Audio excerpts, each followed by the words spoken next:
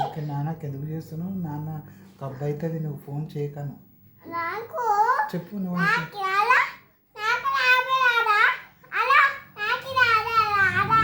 మా నాన్న చేయకు.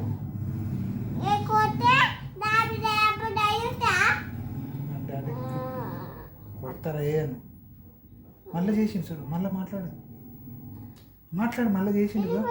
ఏం బాగలేదు కానీ ఉండు లైన్.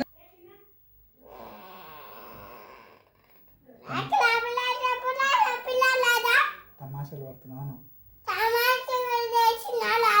చెంప వదలాలనా? అంత కొడక ఏం నక్కరాలా? రారా ఇంటికి చూసుకున్నంత దారా అంతే ఆడబడతావు.